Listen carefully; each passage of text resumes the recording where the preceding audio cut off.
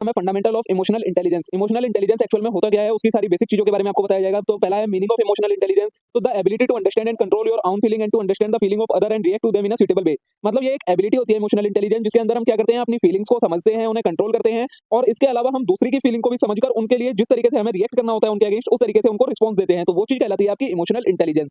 इसके अलावा और क्या बोल सकते हैं, understanding one's own feeling, empathy for feeling of other and regulation of emotion in a way that enhance living. मतलब अपनी फीलिंग को समझना, दूसरे की फीलिंग की रिस्पेक्ट करना, उसके अलावा जो हमारे इमोशंस है उनको रेगुलेट करना और अपने स्टैंडर्ड ऑफ लिविंग को बढ़ाना, ये चीज कहलाती है आपकी इमोशनल इंटेलिजेंस। ठीक है, ये हो गया आपका इसका मीनिंग। अब इमोशनल इंटेलिजेंस इट्स सिग्निफिकेंस, मतलब इसकी एक तरीके से जरूरत क्यों है, क्यों इंपॉर्टेंट होता है इमोशनल इंटेलिजेंस। तो it facilitate resilience, motivation, empathy, stress management, communication and our ability to read, understand and navigate social situations. Emotional intelligence से क्या होता है, हमारा मोटिवेशन इंक्रीज होता है, एम्पैथी इंक्रीज होती है हमारी। इसके अलावा हम स्ट्रेस को अच्छे से मैनेज कर पाते हैं, दूसरे लोगों के साथ अच्छे तरीके से कम्युनिकेट कर पाते हैं। इसके अलावा बाकी हमें सोशल, जो हमारी सामाजिक स्थिति होती है, मतलब सोशल सिचुएशंस होती हैं, उसको हमें कैसे समझना है, कैसे अंडरस्टैंड करना है और उसमें कैसे एक तरीके से रिएक्ट करना है, उन सारी चीजों में ये इमोशनल इंटेलिजेंस हमारी हेल्प करता है। ठीक है, नेक्स्ट है it affords one the opportunity to live a more fulfilled and happy life. ये किसी की भी लाइफ को फुलफिल, मतलब एक अच्छे तरीके से जीने में हेल्प करता है, हैप्पी लाइफ जीने में हेल्प करता है। नेक्स्ट है it play an important aspect of academic and work related success as well as mental and physical health. ये क्या करता है स्टूडेंट्स की एकेडमिक लाइफ में और जो एडल्ट्स होते हैं उनकी वर्किंग लाइफ में सक्सेसफुल होने के लिए एक रोल प्ले करता है। इसके अलावा उनकी मेंटल और फिजिकल हेल्थ को भी मेंटेन करके रखता है। नेक्स्ट है it help to form social relationship, और सोशल रिलेशनशिप क्रिएट करने में ये हेल्प करता है। फिर आता है आपका मॉडल्स ऑफ इमोशनल इंटेलिजेंस की। इमोशनल इंटेलिजेंस के क्या-क्या मॉडल्स होते हैं। तो सबसे पहला मॉडल है हमारा एबिलिटी मॉडल। इसके अंदर क्या होता है, this model was given by Salovey and Mayer 1997 के अंदर। सेवलो एंड मेयर ने ये मॉडल दिया था, the ability to perceive accurately the appraisal and expression of emotion. ये क्या होता है एबिलिटी मॉडल के अंदर, कि हम किसी के इमोशन को समझकर उसको कैसे समझ पाते हैं, मतलब जब कोई इमोशन हमें एक्सप्रेस करता है तो हम उसके इमोशंस को कैसे समझते हैं और उनके अगेंस्ट कैसे रिस्पॉन्स करते हैं, वो एबिलिटी होती है, वो कहलाती है आपकी एबिलिटी मॉडल के अंदर। The ability to access and to generate feelings so as to assist thought, the ability to understand emotion and emotional knowledge, and the ability to regulate emotion so as to promote emotional and intellectual growth. इसके अलावा ability model में क्या क्या आता है, generate feeling as to assist thought, मतलब किसी person के क्या थॉट है उन्हें सपोर्ट करने में हेल्प करता है। Ability to understand emotion and emotional knowledge, emotional knowledge बढ़ाता है, इमोशंस को समझने में हेल्प करता है। उसके अलावा इमोशंस को रेगुलेट करने में हेल्प करता है, जिससे क्या होता है इमोशनल और इंटेलेक्चुअल ग्रोथ होती है किसी भी इंडिविजुअल की। अब इस एबिलिटी मॉडल के चार एस्पेक्ट्स होते हैं। पहला है परसीविंग इमोशन। तो it include the ability to recognise and distinguish one's emotion with oneself and other. इसके अंदर क्या होता है, परसीविंग इमोशन में हम अपने इमोशंस को दूसरे के इमोशंस के साथ कंपेयर कर पाते हैं और उन्हें अच्छे से समझ पाते हैं उस तरीके से। नेक्स्ट है फैसिलिटेटिंग थॉट्स विद इमोशन। तो use emotion to facilitate cognitive activities like reasoning, problem solving, decision making and interpersonal relationship. इसके अलावा ये किसमें हेल्प करता है, ये हमें कई सारी प्रॉब्लम सॉल्व करने में, जैसे अगर कोई रीजनिंग प्रॉब्लम है, कोई डिसीजन मेकिंग की प्रॉब्लम है, इंटरपर्सनल रिलेशनशिप की प्रॉब्लम है, तो इन सारी चीजों को सॉल्व करने में हेल्प करता है। नेक्स्ट है अंडरस्टैंडिंग इमोशन। तो it include the ability to label emotion with accurate language as well as ability to differentiate emotion level and emotional in themself. और क्या करता है, ये हमें इमोशंस को अच्छे से समझने में हेल्प करता है, सही लैंग्वेज में हम इमोशंस को इंटरप्रेट कर पाते हैं। नेक्स्ट है मैनेजिंग इमोशन। तो it include the ability to accept on feeling and modulate them in मोनोस so as to promote personal growth. और ये क्या करता है, हमें अपनी फीलिंग को समझने के बाद, उन्हें अंडरस्टैंड करने के बाद किस तरीके से उनको ग्रो करना है, अपनी ग्रोथ करनी है, उस चीज में भी ये हेल्प करता है। सेकंड मॉडल है आपका मिक्स्ड मॉडल। तो this model was formulated by Goleman in 1988 के अंदर गोलेमैन ने ये मॉडल दिया था and is one of the most comprehensive model. इसको हम सबसे कॉम्प्रिहेंसिव मॉडल बोलते हैं। According to Goleman, emotional intelligence consist of abilities such as being able to motivate oneself and persist in face of frustration. Goleman के according emotional intelligence में क्या आता है कि ये एबिलिटी होती है जिससे कोई पर्सन अपने आप को मोटिवेट करता है और फ्रस्ट्रेशन को फेस करने में उसको हेल्प होती है।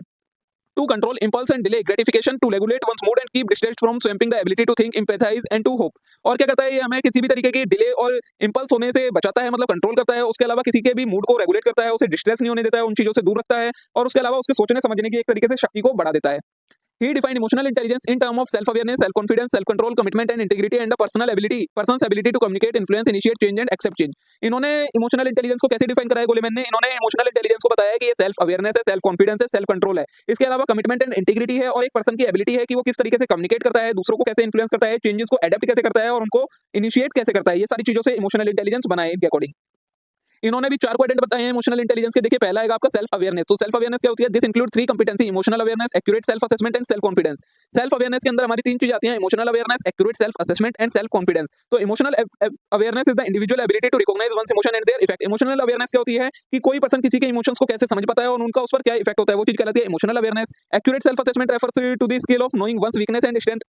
एक्यूरेट सेल्फ असेसमेंट क्या होता है, जब हम किसी पर्सन की वीकनेस और स्ट्रेंथ को समझ पाएं तो वो कहलाती है एक्यूरेट सेल्फ असेसमेंट। उसके अलावा the component of self confidence indicate a persons capability and sense of self worth. और सेल्फ कॉन्फिडेंस क्या होता है कि कोई पर्सन खुद कितना कैपेबल है, उसकी कितनी कैपेबिलिटीज है, वो चीज कहलाती है हमारी सेल्फ वर्थ। ठीक है, नेक्स्ट है हमारा कंपोनेंट क्वाड्रेंट जो है वो है सेल्फ मैनेजमेंट। तो this include six competency, emotional self control, trustworthiness, adaptability, achievement, drive, initiative and consciousness. Self management के अंदर हमारी ये छह चीजें आती हैं। थर्ड है सोशल अवेयरनेस। तो this quadrant refers to the way people handle relationship and are aware of others needs, feelings and concern. Social awareness क्या होती है? ये एक तरीका है जिसके थ्रू क्या करते हैं, ह्यूमन रिलेशनशिप क्रिएट करते हैं और किसी दूसरे पर्सन की क्या जरूरत है, उसकी क्या फीलिंग है और उसके क्या क्या कंसर्न है, इन सारी चीजों को समझते हैं। It include the competency of empathy, service orientation and organisational awareness. इसके अंदर हमारी कॉम्पिटेंसी आती है किस चीज से रिलेटेड, सर्विस से रिलेटेड और हमारी ऑर्गेनाइजेशन से रिलेटेड, ठीक है। नेक्स्ट पॉइंट है रिलेशनशिप मैनेजमेंट। तो this talk about the skill और एडेप्टनेस एट मैनेजिंग सोशल रिलेशनशिप। ये वो स्किल होती है जिसके थ्रू हम अपनी सोशल रिलेशनशिप को मैनेज करके रखते हैं। The competency include in this dimension are influencing and developing other, clarity of communication, conflict management, leadership skill, being a change catalyst, building relationship, team work and collaboration. इसकी मदद से हम क्या क्या चीजें कर पाते हैं, इन्फ्लुएंस कर पाते हैं, दूसरे लोगों को डेवलप कर पाते हैं, हमारी कम्युनिकेशन में क्लैरिटी आती है। उसके अलावा कोई भी अगर कॉन्फ्लिक्ट होता है, झगड़ा होता है, उसे अच्छे से मैनेज कर पाते हैं। लीडरशिप स्किल इंक्रीज होती है इससे। इसके अलावा चेंज कैटलिस्ट बनते हैं, मतलब एक तरीके से चेंज को इनिशिएट करने वाले बनते हैं। बिल्डिंग रिलेशनशिप, वही रिलेशनशिप क्रिएट करने में हेल्प करता है और टीम वर्क और कोलैबोरेशन में भी हेल्प करता है रिलेशनशिप मैनेजमेंट, ठीक है। ये इसके चार क्वाड्रेंट हो गए आपके। नेक्स्ट मॉडल है हमारा जो ट्रेट मॉडल है। तो this is relatively new model of emotional intelligence given by Petrides and Furnham and is primarily related to individual perception related to own traits and emotional abilities. Trait model क्या कहता है? ये एक नया model है जो कि इमोशनल इंटेलिजेंस का है। किसने दिया था? पैट्राइड एंड फर्नहैम ने दिया था सन 2000 में। इसमें इमोशनल इंटेलिजेंस को कैसे बताया है कि ये एक इंडिविजुअल की परसेप्शन है उसके खुद के ट्रेट और उसकी इमोशनल एबिलिटी की, मतलब किसी के अंदर किस तरीके के इमोशनल ट्रेट्स हैं और क्या इमोशनल एबिलिटीज हैं, वो चीज हमारी इमोशनल इंटेलिजेंस कहलाती है। It focuses on self-perception of an individual with regard to their emotional ability and belief that they can achieve the desired outcome in emotional area। इसके अंदर ये किस चीज पर फोकस करता है? ये किसी पर्सन की खुद की परसेप्शन पर फोकस करता है कि वो पर्सन में कितनी एबिलिटी है कि वो अपने इमोशंस को कितने अच्छे से समझ पाता है और उसके अकॉर्डिंग अपनी जो उसका आउटकम है उसको अचीव कर पाता है। इसमें भी चार फैक्टर बताएंगे इमोशनल, मतलब स्टेट मॉडल में इमोशनल इंटेलिजेंस भी चार पार्ट्स में डिवाइड है: well being, sociability, self control and emotionality. लेकिन ये इतना इंपॉर्टेंट नहीं है, इसलिए आपको इसके सिर्फ नाम याद रखने हैं। नेक्स्ट है इमोशनल इंटेलिजेंस अ बिल्डिंग ब्लॉक। तो इसमें सबसे पहले हमें समझना है सेल्फ अवेयरनेस को। तो self awareness is the characteristic of self realisation. It can also be refer to as interpersonal intelligence. Self awareness क्या होती है? मतलब जब हम सेल्फ रियलाइजेशन भी इसे कहते हैं, मतलब हम अपने आप को ही अच्छे से समझ पाए, वो कहलाती है सेल्फ अवेयरनेस। इसको हम इंटरपर्सनल इंटेलिजेंस भी कहते हैं। It is the individual capacity to accurately recognize and understand one's own mood, emotion and drives as well as their impact on self and other। ये क्या है? एक तरीके से ये कैपेबिलिटी है जिसके थ्रू कोई पर्सन अपने मूड को, अपने इमोशंस को समझ पाता है, उन्हें ड्राइव कर पाता है और उसका इंपैक्ट खुद के ऊपर और दूसरे के ऊपर क्या होगा इस चीज को भी समझ पाए। It also refers to self realisation and self esteem. This competency also includes self assessment and self confidence। इसके अंदर सेल्फ असेसमेंट और सेल्फ कॉन्फिडेंस भी आता है। Self assessment comprise the ability to understand one's own strength and limitation. Self awareness बताई दिया, assessment क्या होता है आपको, और आपको सेल्फ कॉन्फिडेंस भी मैं ऊपर एक्सप्लेन कर चुका हूं, ठीक है। वही लिखा है self confidence is ability to keep oneself grounded, secure and self assured under all circumstances. मतलब सेल्फ कॉन्फिडेंस क्या होता है? ये एक एबिलिटी है जिसके अंदर कोई अपने आप को बिल्कुल ग्राउंडेड रखता है, सिक्योर रखता है और सेल्फ एश्योर्ड रखता है हर सर्कमस्टेंसेस के अंदर, ठीक है। नेक्स्ट है हमारा सेल्फ मैनेजमेंट, जो इसका ब्लॉक है। तो सेल्फ मैनेजमेंट क्या होता है? It refers to the ability to handle and take charge of emotion and not allow emotion to take control. ये एक एबिलिटी होती है जिसके अंदर कोई पर्सन अपने इमोशंस को मैनेज करता है, ना कि उसके इमोशन उसे कंट्रोल करते हैं, ठीक है। It is the ability to regulate and maintain equilibrium in the face of provocation. ये क्या करता है? प्रोवोक्शन के फॉर्म में एक तरीके से हमें इक्विलिब्रियम बना के रखता है, हमारे इमोशंस को कंट्रोल, मेंटेन और रेगुलेट करके। It also means being able to maintain commitment and optimism under all circumstance. और हर सर्कमस्टांस के अंदर कमिट रहना भी एक तरीके से ये सेल्फ मैनेजमेंट ही कहलाता है। तो a person with skill of self management is also able to stay motivated even in adversely and remain hopeful and enthusiastic about final outcome. जिस पर्सन के अंदर सेल्फ मैनेजमेंट स्किल होगी वो पर्सन हमेशा motivated रहता है, चाहे कोई भी सिचुएशन हो, चाहे एडवर्स सिचुएशन ही कोई क्यों ना हो, वो हमेशा फाइनल आउटकम की होप में रहता है कि हाँ ये अब भी हो सकता है, ठीक है। नेक्स्ट ब्लॉक है सोशल अवेयरनेस का। तो this competency include skill for like being able to recognise emotion in other by understanding both verbal and non verbal content of communication. Social awareness क्या होती है? ये एक कैपेबिलिटी है जिसके अंदर क्या आता है, कोई भी पर्सन जब दूसरे पर्सन के क्या इमोशंस हैं उन्हें समझ पाए, उन्हें इंटरप्रेट कर पाए, चाहे वो वर्बल हो या नॉन वर्बल हो, तो उस चीज को सोशल अवेयरनेस कहा जाता है। This ability is important because only through understanding the reaction and feeling of other good interpersonal relationship can be stabilise. ये जो एबिलिटी है ये सभी में होनी जरूरी है, क्योंकि इसी की वजह से हम किसी और के फीलिंग्स को समझ पाते हैं, उनके अगेंस्ट रिएक्ट कर पाते हैं और एक गुड इंटरपर्सनल रिलेशनशिप क्रिएट कर पाते हैं। This skill also help to understand power dynamic in work situation and relationship beside understanding and presuming situation of likely conflict। ये स्किल किस चीज में हेल्प करती है? हमें काम और ज्यादा अच्छे तरीके से करने में हेल्प करती है। उसमें अगर कोई कंफ्लिक्ट वगैरह हो तो उसमें एक रिलेशन क्रिएट करने में हेल्प करती है ये सोशल अवेयरनेस की स्किल, ठीक है। नेक्स्ट अगर रिलेशनशिप मैनेजमेंट, तो relationship management can also be conceptualised as interpersonal intelligence. इसे हम इंटरपर्सनल इंटेलिजेंस भी कहते हैं। The competency that would be subsumed under the skill or ability to coordinate between several people, recognise efforts of other, empathise, negotiate solution to complex interpersonal issue and form positive relationship with other. Relationship management में क्या होता है? ये एक ability है जिसके अंदर हम काफी सारे लोगों के साथ कोऑर्डिनेट कर पाते हैं, उनके एफर्ट्स को समझते हैं और उनकी सारे इमोशंस की भी रिस्पेक्ट करते हैं। उसके अलावा अगर कोई इंटरपर्सनल इशू होता है, मतलब अगर कोई भी प्रॉब्लम होती है, तो उस पर बातचीत कर उसे सॉल्व करते हैं और एक पॉजिटिव रिलेशनशिप क्रिएट कर पाते हैं दूसरों के साथ, तो वो चीज कहलाती है हमारी relationship management. It also incorporate the ability to communicate, persuade and lead other through honest ethical behaviour without alienating them. ये क्या है? ये एक तरीके से एबिलिटी है जिसके अंदर हम दूसरे पर्सन से अच्छे से कम्युनिकेट कर पाते हैं, परसुएड कर पाते हैं, उन्हें लीड कर पाते हैं, किसके थ्रू? ऑनेस्ट और एथिकल बिहेवियर के थ्रू, मतलब ईमानदार रहकर और एक अच्छा नेचर का रहकर उनको लीड करना, वो चीज कहलाता है आपका रिलेशनशिप मैनेजमेंट स्किल, ठीक है। यहाँ पर आपकी यूनिट नंबर 1 कंप्लीट हो जाती है। तो देखिए नेक्स्ट है यूनिट नंबर 2 जिसका नाम है पर्सनल कंपिटेंसी। तो सबसे पहले कंपिटेंसी क्या होती है? It refers to the skill, knowledge, ability and behaviour that individual possesses and demonstrate in order to perform effectively in particular role or field। Competency का मतलब होता है किसी भी इंडिविजुअल के अंदर वो सारी स्किल्स, नॉलेज, एबिलिटी और बिहेवियर जो कि वो उसे कोई एक रोल प्ले करने या किसी फील्ड में वर्क करने में हेल्प करती हैं, वो चीज कहलाती है उस इंडिविजुअल की कंपिटेंसीज। पर्सनल कंपिटेंसी क्या होती है? It is the ability to evolve from accumulated knowledge that can facilitate learning and goal achievement. Personal competency refers to an individual ability to effectively manage themselves and their interaction with other। Personal competency किसी भी individual की वो ability होती है जिसके through वो individual अपने आप को मैनेज करता है और दूसरों के साथ अच्छे तरीके से इंटरेक्ट कर पाता है। It encompasses a range of skill and qualities that contribute to personal growth, success and wellbeing. इसके अंदर कई सारी स्किल्स आती हैं, कई सारी क्वालिटीज आती हैं जिसकी वजह से किसी भी पर्सन की ग्रोथ होती है, वो सक्सेस होता है और एक अच्छा जीवन जीता है। ठीक है, नेक्स्ट है the component of personal competency include. अब इस पर्सनल कंपिटेंसी के 5 कंपोनेंट है जिनके बारे में पढ़ना है। पहला है self awareness. This involve having a clear understanding of once own thought, emotion, strength, weakness, value and belief. Self awareness का मतलब क्या होता है? किसी पर्सन की वो एबिलिटी जिसके थ्रू वो पर्सन अपने थॉट्स को, इमोशन को, स्ट्रेंथ को, वीकनेस को, वैल्यूज को और बिलीफ्स को, इन सारी चीजों को अच्छे तरीके से समझ पाए, वो चीज कहलाती है सेल्फ अवेयरनेस। सेल्फ मैनेजमेंट क्या होता है? तो this component involve ability to regulate one's own thought, emotion and behaviour. Self management वो एबिलिटी होती है जिसको थ्रू कोई पर्सन अपने थॉट्स को, इमोशन को और बिहेवियर को मैनेज करता है, रेगुलेट करता है। It include skills such as self control, emotion regulation, stress management, time management and goal setting. इसके अंदर कौन कौन सी स्किल आती है? सेल्फ कंट्रोल की स्किल, मतलब अपने आप को कंट्रोल करना, अपने इमोशंस को रेगुलेट करना, अपने स्ट्रेस को मैनेज करना, टाइम को मैनेज करना और गोल्स को सेट करना। नेक्स्ट कंपोनेंट है सेल्फ मोटिवेशन। तो this refers to the ability to stay driven and committed to one's goal even in situation of setback. मतलब किसी पर्सन की वो एबिलिटी जिसके थ्रू वो पर्सन किसी भी सिचुएशन में पॉजिटिव रह सकता है, मोटिवेटेड रह सकता है, वो चीज कहलाती है self motivation. Self motivated individual have a strong internal drive and are able to remain positive in difficult time. ये जिस पर्सन के पास सेल्फ मोटिवेशन की स्किल होती है, वो पर्सन डिफिकल्ट टाइम में भी पॉजिटिव रहता है। नेक्स्ट है सोशल अवेयरनेस। तो this component involve being attune to the emotion, need and perspective of other. Social awareness का मतलब क्या होता है? ये वो कंपोनेंट है जिसके थ्रू कोई पर्सन दूसरे पर्सन के इमोशन को, उसकी नीड्स को, उसके पर्सपेक्टिव को समझ पाता है। Socially aware individual show sympathy towards other, understand the dynamic of social situation and navigate interpersonal relationship effectively. Social aware individual कैसा होता है? वो दूसरे लोगों की सिचुएशन को समझता है, उनके साथ अच्छी इंटरपर्सनल रिलेशनशिप क्रिएट करता है। नेक्स्ट है रिलेशनशिप मैनेजमेंट। तो this refers to the propensity to build and maintain positive and productive relationship with other. ये क्या है? ये एक तरीका है जिसके थ्रू कोई भी इंडिविजुअल दूसरे लोगों के साथ एक अच्छी रिलेशनशिप क्रिएट कर पाता है, पॉजिटिव प्रोडक्टिव रिलेशनशिप क्रिएट कर पाता है। This include skills such as constructive communication, conflict resolution, team work and collaboration. इसके अंदर कौन कौन सी स्किल आती हैं? अच्छा कम्युनिकेशन करना, कॉन्फ्लिक्ट को रिजॉल्व करना, टीम वर्क और कोलैबोरेशन, ये सारी इसकी स्किल्स होती हैं। नेक्स्ट है आपका सेल्फ अवेयरनेस। तो self awareness is the ability to understand one's own emotion, thought and value and how they influence behaviour across context. Self awareness क्या होता है? ये एक एबिलिटी होती है जिसके थ्रू कोई भी पर्सन अपने आप मतलब खुद के थॉट्स को, इमोशन को, वैल्यूज को, इन सारी चीजों को समझ पाता है और उसके थ्रू दूसरे लोगों के बिहेवियर को इन्फ्लुएंस कर पाता है। Individual who possess high self awareness portrait balanced approach toward life, overly they are realistic and non critical. जिन लोगों के पास हाई सेल्फ अवेयरनेस की स्किल होती है, वो लोग कैसे होते हैं? रियलिस्टिक होते हैं और नॉन क्रिटिकल होते हैं। Instead of such individual tends to very clear about others as well as themself. ये जो लोग होते हैं, ये अपने बारे में और दूसरों के बारे में बिल्कुल क्लियर होते हैं। नेक्स्ट आता है टाइप्स ऑफ सेल्फ अवेयरनेस। मतलब जो ये सेल्फ अवेयरनेस होता है, ये किस किस टाइप का होता है? तो पहला आता है हमारा इमोशनल सेल्फ अवेयरनेस। तो emotional self awareness refers to the capability to recognise and understand your own emotion. वो कैपेबिलिटी जिसके थ्रू कोई पर्सन अपने खुद के इमोशंस को समझता है, वो कहलाता है emotional self awareness. As well as influence its on your it has on your thought, behaviour and overall wellbeing. और इससे वो क्या करता है? अपने थॉट्स को भी और दूसरे पर्सन के थॉट्स और बिहेवियर को भी इन्फ्लुएंस करता है।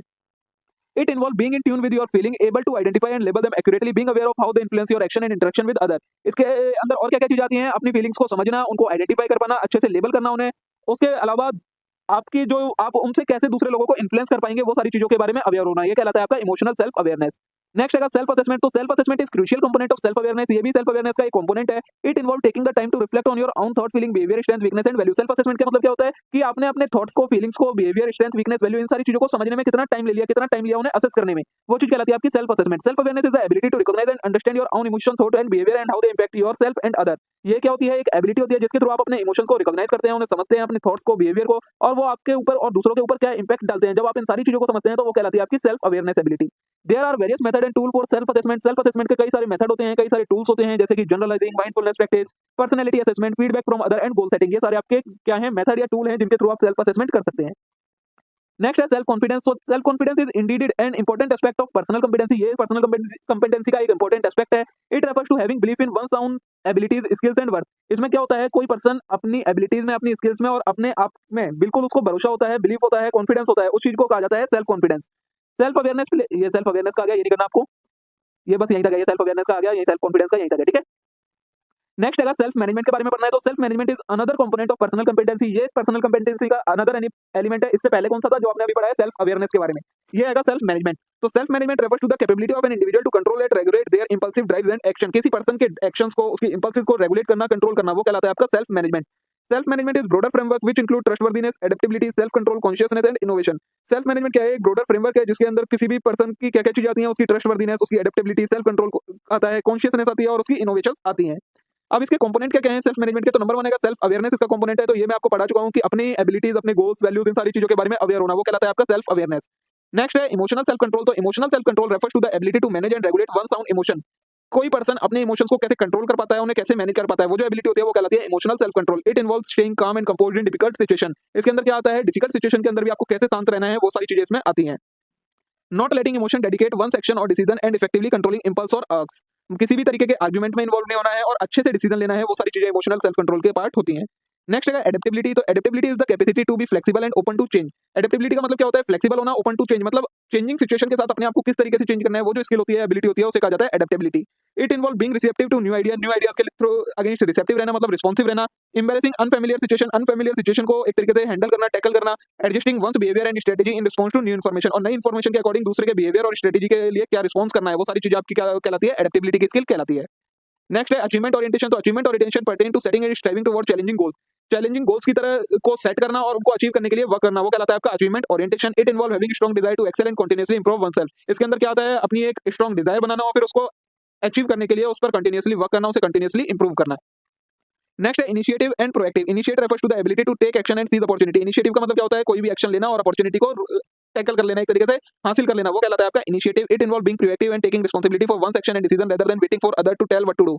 इसके अंदर क्या होता है? ये एक प्रोएक्टिव, इसमें आपको प्रोएक्टिव रहना होता है, मतलब आपको अपने अकॉर्डिंग काम करना होता है, अपने अकॉर्डिंग सारे एक्शन लेने होते हैं, ना कि किसी और के बताने पर चलना होता है, ठीक है। नेक्स्ट है ऑप्टिमिज्म। तो optimism relates to having a positive outlook and maintaining hopefulness even in challenging और अनसर्टेन सिचुएशन। ऑप्टिमिज्म का मतलब क्या होता है? कि आपको हमेशा पॉजिटिव रहना है, चाहे कोई भी चैलेंजिंग सिचुएशन हो, अनसर्टेन सिचुएशन हो, फिर भी आपको एक तरीके की होप रखनी है। वो जो एबिलिटी कहलाती है वो कहलाती है ऑप्टिमिज्म की। It involve interpreting the setback और failure temporary and controllable rather than permanent and pervasive. ये क्या बताता है? कि जो आपके सेटबैक्स हैं या फेलियर्स हैं आपके, वो टेम्परेरी होते हैं और कंट्रोलेबल होते हैं, ना कि वो परमानेंट होते हैं, ठीक है। लास्ट है कि इसकी कंपोनेंट वो है रेजिलियंस। तो resilience refers to the ability to recover quickly from setback and bounce back from adversely. Resilience क्या एबिलिटी है? ये एक एबिलिटी है जिसके थ्रू कोई भी पर्सन अपने सेटबैक से या अपने फेलियर से किस तरीके से बाउंस बैक करता है, वो चीज कहलाती है आपकी resilience. It involve facing challenging dealing with stress. इसके अंदर क्या आता है? स्ट्रेस के साथ डील करना, एक अच्छी mental health, emotional stability maintain करके रखना डिफिकल्ट सिचुएशन में भी, वो सारी आपकी रेजिलियंस के अंदर आती है, ठीक है। यहाँ पर आपकी यूनिट नंबर 2 कंप्लीट हो जाती है। नेक्स्ट यूनिट है आपकी यूनिट नंबर 3 जिसका नाम है सोशल कॉम्पिटेंसी। तो it refers to the capacity for creating and sustaining intimate bond with other. ये क्या है? ये एक तरीके की कैपेबिलिटी है या एबिलिटी है जिसके थ्रू कोई पर्सन क्या करता है? दूसरों के साथ बॉन्ड्स को बनाता है और उन्हें सस्टेन मतलब मेंटेन करके रखता है। Getting along with other and adjusting under trying social circumstances. और सोशल सर्कमस्टांसेस के अंदर मतलब हमारा जो सोशल एनवायरनमेंट है वो डायनेमिक है, उसके अंदर कैसे कॉप अप करना है, कैसे सस्टेन करना है, वो चीज सारी आपकी सोशल कॉम्पिटेंसी के अंदर आती है। It regarded as capacity for managing social situation. Short में हम क्या कह सकते हैं? सोशल सिचुएशंस को मैनेज करने की जो आपकी एबिलिटी होती है, कैपेसिटी होती है, वो कहलाती है social competency. Social competency is influenced by both social skill and emotional intelligence. जो आपकी सोशल कॉम्पिटेंसी है वो दोनों तरीके से इन्फ्लुएंस होती है, इमोशनल चीजों से भी और सोशल स्किल से भी। कंपोनेंट क्या क्या होते हैं सोशल कॉम्पिटेंसी के? तो सबसे पहला कंपोनेंट है कॉग्निटिव एबिलिटीज। तो it involve recognising the issue, coming up with number of goals connected to issue, brainstorming, considering the alternative and coming up with the solution. Cognitive ability क्या होती है? इसके अंदर आप किसी भी इशू को सबसे पहले रिकॉग्नाइज करते हैं, फिर उसको सही करने के क्या क्या सॉल्यूशंस हो सकते हैं वो सारे सॉल्यूशंस लाते हैं, ब्रेनस्टॉर्मिंग करते हैं मतलब उनका इवैल्यूएशन करते हैं, फिर एक अल्टरनेटिव को चूज करते हैं और उसका फिर सॉल्यूशन निकालते हैं उस प्रॉब्लम का, ठीक है। वो कहलाती है आपकी कॉग्निटिव एबिलिटी। नेक्स्ट है इमोशनल एबिलिटी। तो it encompasses the capacity to interpret verbal and non verbal cues as well as one's own emotion and other people's emotion. Emotional ability क्या होती है? वो एबिलिटी जिसके थ्रू कोई भी पर्सन किसी भी तरीके के वर्बल या नॉन वर्बल क्यूज को समझ सकता है, किसी भी पर्सन के या खुद के अपने इमोशंस को समझ सकता है और उन्हें हैंडल कर सकता है, वो कहलाती है आपकी इमोशनल एबिलिटीज। नेक्स्ट है बिहेवियरल एबिलिटीज। तो communication skill the capacity to initiate a discussion. Behavioural ability में क्या आता है? आपकी कम्युनिकेशन स्किल आती है, इसके अलावा या कोई भी डिस्कशन को शुरू करने की स्किल आपकी बिहेवियरल एबिलिटी में आती है। The ability to communicate emotion, the ability to gently interpret other. और क्या क्या आता है? कम्युनिकेट, अपने इमोशन को कम्युनिकेट करने की एबिलिटी, दूसरों के को एक तरीके से इंटरप्ट करने की, आराम से आप उन्हें मना कर सके किसी चीज के लिए, ऐसी जो सारी स्किल आती है वो किसमें आती है? बिहेवियरल एबिलिटी में आती है। And the ability to refrain from criticising other during conversation and all behavioural trait of social competence, ठीक है। नेक्स्ट आता है आपका इंपॉर्टेंस क्या होती है सोशल कॉम्पिटेंसी की? तो सबसे पहले आती है आपकी इंपॉर्टेंस रिलेशनशिप डेवलपमेंट। तो the ability to build and maintain connection with friend. इससे क्या होता है? आप अपने फ्रेंड के साथ, अपने फैमिली के साथ, को-वर्कर्स के साथ, स्पाउस के साथ, सभी के साथ एक अच्छा कनेक्शन बना पाते हैं सोशल कॉम्पिटेंसी की वजह से। The key element of social competency that support successful relationship include. इसके अंदर क्या क्या आता है? आपका कम्युनिकेशन अच्छा होता है, लिसनिंग अच्छी होती है और कॉन्फ्लिक्ट रिजोल्यूशन की एबिलिटी अच्छी होती है। नेक्स्ट है सक्सेस इन वर्कप्लेस। तो social skill are highly regarded in workplace. Workplace में सोशल स्किल की बहुत ज्यादा जरूरत पड़ती है। This skills assist people in collaborating with coworker. इससे क्या करते हैं? जो लोग होते हैं मतलब हायर लेवल पर लोग होते हैं, वो कोवर्कर के साथ अच्छे से कोलैबोरेट कर पाते हैं, एक तरीके से बातचीत कर पाते हैं, अच्छे से टीम की फंक्शनिंग हो पाती है और सारे वर्कप्लेस में जो भी डिस्प्यूट होते हैं उनके सॉल्यूशन मिल जाते हैं। नेक्स्ट है इमोशनल रेगुलेशन। तो people who are socially adept are frequently better at controlling their own emotion and comprehending those of other. जो लोग सोशल कॉम्पिटेंसी में अच्छे होते हैं उनकी इमोशंस को भी हैंडल करने की कैपेसिटी अच्छी होती है, वो अपने इमोशंस को भी अच्छे से कंट्रोल कर पाते हैं और दूसरे लोगों के इमोशंस को भी एक तरीके से कंट्रोल कर पाते हैं। Due to their emotional intelligence they are able to handle stress, annoyance and disagreement in more productive way. और वो क्या कर पाते हैं, इमोशनल इंटेलिजेंस की वजह से अपने स्ट्रेस को हैंडल कर लेते हैं, अपने गुस्से को हैंडल कर लेते हैं एक प्रोडक्टिव वे में। ठीक है। नेक्स्ट है रिजोल्यूशन ऑफ कन्फ्लिक्ट। तो conflict often arise in both personal and professional relationship. People with social competency are skilled at mediating dispute. जो कन्फ्लिक्ट होते हैं, डिस्प्यूट होते हैं, वो पर्सनल रिलेशनशिप में भी होते हैं और प्रोफेशनल रिलेशनशिप में भी होते हैं। तो जो लोग सोशल कॉम्पिटेंसी में अच्छे होते हैं वो इन डिस्प्यूट को आसानी से हैंडल कर लेते हैं। नेक्स्ट है इफेक्टिव कम्युनिकेशन। तो part of being socially competent it having the confidence to state one opinion and feeling, information transmission, decision making and persuasive, all key life skills that must mastered in order to influence other। और क्या करता है ये, हमारे communication को effective बना देता है। मतलब जिस पर्सन के पास सोशल कॉम्पिटेंट की स्किल होगी वो अपने ओपिनियन को, अपनी फीलिंग्स को अच्छे से इंटरप्रेट कर पाएगा, दूसरे लोगों के साथ हैंडल कर पाएगा। ये सारी चीजें आपकी इफेक्टिव कम्युनिकेशन में हेल्प करती हैं। ये इफेक्टिव कम्युनिकेशन वही रिपीट हो गया है। नेक्स्ट है हायर वेलबींग। तो strong social skill are associated with the higher level of wellbeing in general. जिसकी सोशल स्किल अच्छी होती है उसका अपना रहने का तरीका, वेलबींग का तरीका अपने आप चेंज हो जाता है, क्योंकि सारी चीजें इसी से एसोसिएटेड होती हैं।